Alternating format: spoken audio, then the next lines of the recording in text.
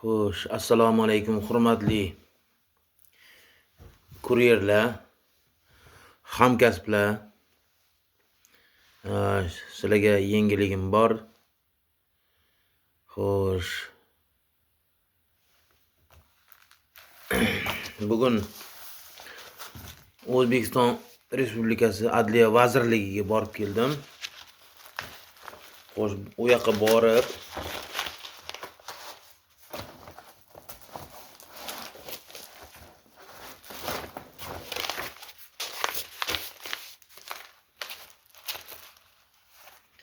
O'zbekiston mototsiklchi Biker kuryerlar kasaba uyushmasi nizomi to'g'risida, ya'ni Profsoyuz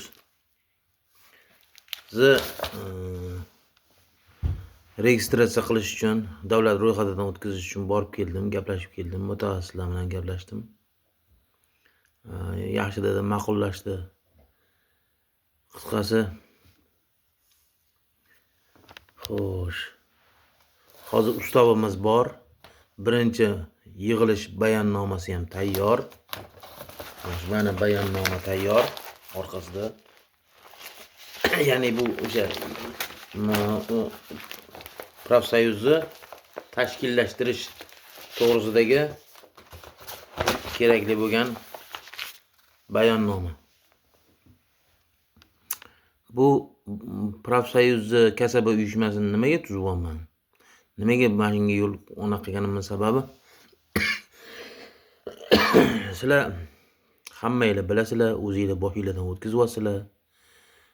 Qancha bizga bo'layotgan kuryerlarga bo'layotgan nohaqliklar, oyoq uchida ko'rib mensimasdan gaplashishlar, nima deydi, qanaqadir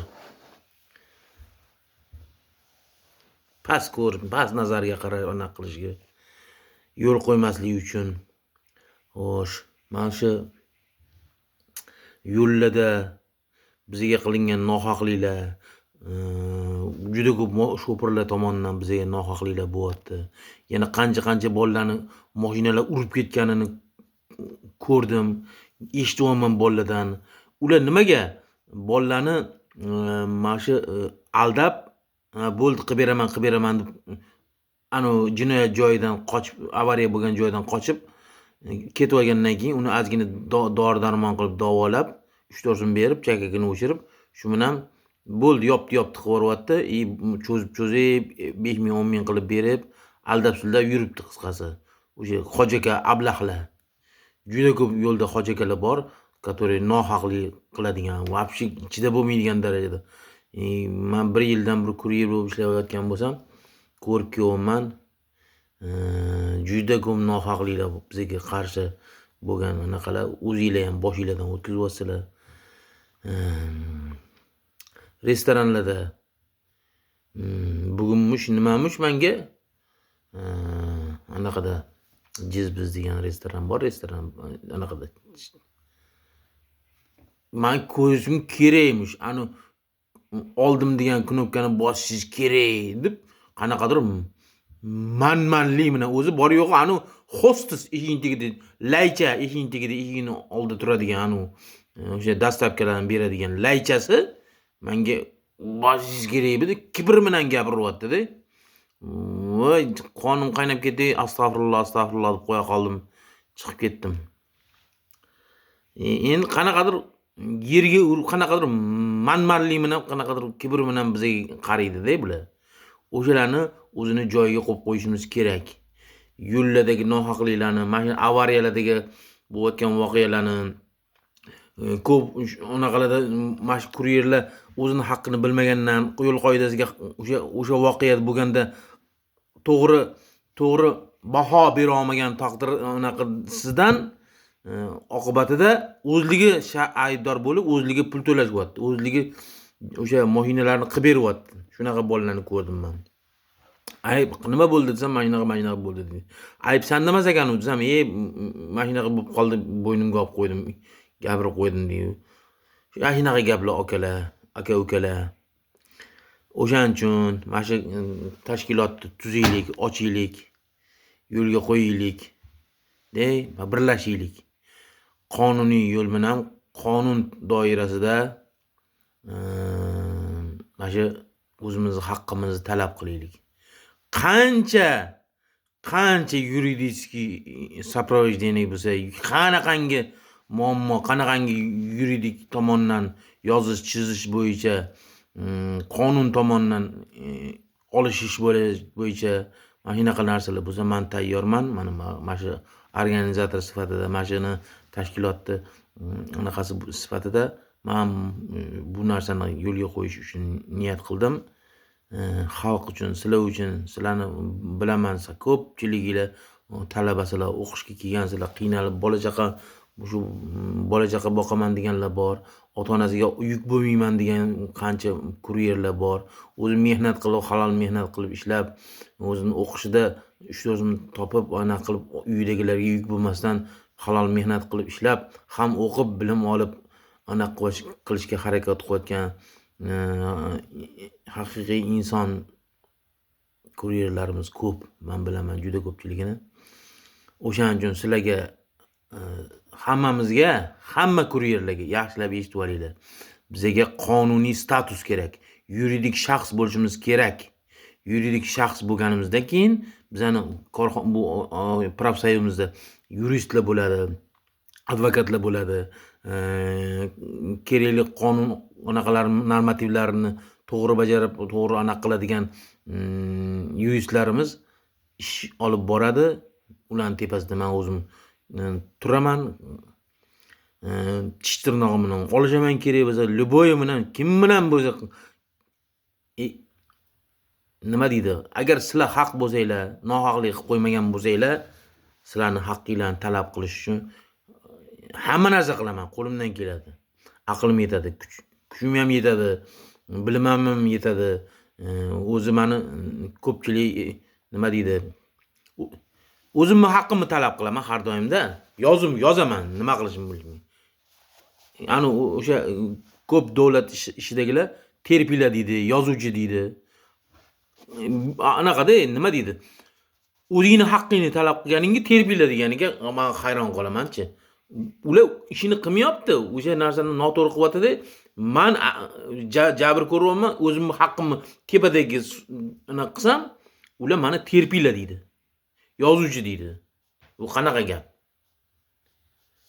To'g'ri emas-da. Mayli, sizlar uchun, xalq uchun men terpila desa terpila bo'laman, boshqa desa boshqa, yozuvchi bo'lsa yozuvchi bo'laman. Qisqasi, sizlarni hamma mashhur kuryerlarni barchasini xudo xolisa haq huquqini qonuniy talab qilib, kerak bo'lsa sudlarda, kerak bo'lsa internetlarda, YouTube kanallarda, hamma jamoatchilik bilan birgalikda qonun doirasida yechish va kurash uchun bel bog'ladim. Meni ismim Shavkat, Nazarbekda turaman. Bu firma, bu tashkilotni tuzishga aqlim yetganining sababi, o'zim umuman uncha yuridik shaxs anaqa bo'lganim bilan mana xo'sh, mana o'zimni Turon Corp mas'uliyati cheklangan jamiyatim bor. Ya'ni firmam bor o'zimni. Mani bankda hisob raqamlarim bor, pechatlarim bor mana. Mana Turon Corp, Turon korporatsiya. Turon Corp nomlangan, qisqartirilgan. Bankda hisob raqamlari ham bor. Orient Finance, Turon banklarda hisob raqamlarim bor. Biznes rejalarim mana 2 xil, 3 xil yo'nalishda kichkina ishlab chiqarishlarni yo'lga qo'yyapman. Xudo xolisa men investitsiya masalasini hal qilish uchun yaqinda kattaroq joylarni mo'ljallayapmiz. Undan tashqari avashni oziq-ovqat bo'yicha ham proyektlarim bor. Xudo xolisa ularni ham yo'lga qo'yamiz. Inshaalloh hammamiz bir bo'lib tursak, ne только men o'zimday bo'lishini ham qolganlarni ham xohlayman. O'zbekiston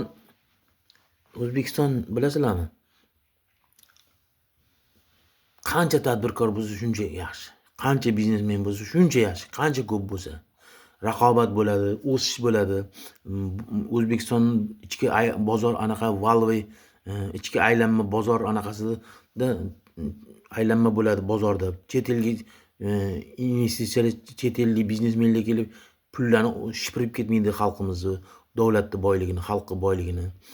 O'zimiz ishlab chiqarib, o'zimiz boy bo'lsak, xalq boy bo'lsa, yurtboshimiz prezidentimiz Shavkat Mirziyoyev aytgan, xalq boy bo'lsa, davlat boy bo'ladi. Haqiqat, haq gapda bu, to'g'ri gapda. Umuman nima mashincha ham noto'g'ri joyi yo'q. Xalq boy bo'lsa, davlat boy bo'ladi. U aniq narsa-da. O'shaning uchun hozir mana shu narsani yuridik maqomga anaqa qilib olganimizdan keyin, mana shu profsoyuz kasaba uyushmasini yo'lga qo'yib olganimizdan keyin asta-astalik bilan sekin-sekin hammamiz jamlanib, men o'zim hozir bu sizlarni hamma kuryerlarning boshini birlashtirib olganimdan keyin sekin-sekin iqtidorli, biznesga ishqiboz, biznesga tushungan, aqlli, yuridik anaqalarni tushunadiganlarni sekin-sekin yig'ib starturopga qilib upravleniyaga qo'yaman. Upravleniyada mana shu anaqada ishlagandan keyin sekin-sekin bizneslarni kichkina qilib, bizneslarni ko'paytirib, asta-sekin biza yaxshilab eshitib olinglar.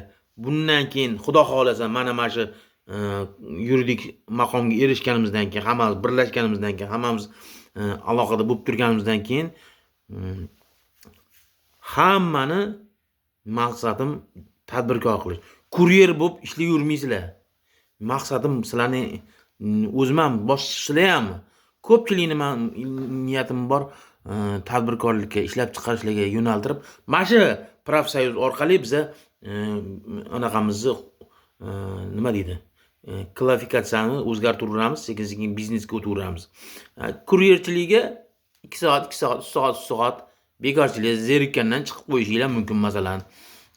Lekin mana shu kasaba uyushmasining a'zosi bo'lib, doimo qolasizlar, hammanglar ish qilib, mana shu qonuniy anaqani tashkilotni a'zosi bo'lib, qonun himoyasida bo'lib turasizlar. Chunki mana shunaqa tashkilotlar orqali odam o'zini haqqini talab qilmasa, boshqacha iloji yo'q ekan. Yakkani bo'linganni bo'ri yil degan to'g'ri narsa ekancha. Bitta o'zingiz olishaverar ekansiz, iloji bo'lmas ekan. Agar ko'pchilik bo'lib turib, qonun doirasida olishsa, ko'p narsani hal qilsa bo'ladi. Xudo xolasa inshaalloh hammamiz bir bo'lib mana shu profsoyuz yo'lga qo'yib olsak, birlashib olsak, endi menga birinchi qadam hozir qo'ydim bugun. Endi hammanglardan menga 3000 ta a'zo yig'ishimiz kerak. Bizani sonimiz 3000 ta bo'lishi kerak ekan. Eng kamida profsoyuzda 3000 a'zo bo'lishi kerak ekan. O'sha 3000 a'zoni hammasini hujjatlari bo'lishi kerak. Pasport kopiyalarini tashlab berasizlar, telefon nomeringlarni tashlaysizlar. Ularni aniq qilib, chiqarib, hamma danlarni registratsiya qilishda hammasini beramiz. Prosta ular nima deydi? Rasmiyatchilik, O'zbekiston fuqarolarimi, kim biladi, o'shaning uchun ko'radi xolos. Unaqa joyi yo'q. A'zo sifatida mana shu kasaba uyushmamizga, profsoyuzga a'zo sifatida sizlarni registratsiyadan o'tkazamiz. Keyin profsoyuzga unaqadan bo'lgandan keyin hammaga o'zining ariza yoziladi. Profsoyuzga qabul qilindi, a'zo bo'ldi deb. Hammaga udostверение beriladi har bitta anaqaga fuqaro a'zoga. Ya'ni profsoyuzga a'zo bo'lgan fuqarolarga. Mana shunaqa gaplar. Sog' salomat bo'ling, omon bo'linglar. Qanaqa savol javobinglar bo'lsa yozib turinglar. Ko'rishamiz sog' salomatlarda, yaxshiliklarda. Omon bo'linglar.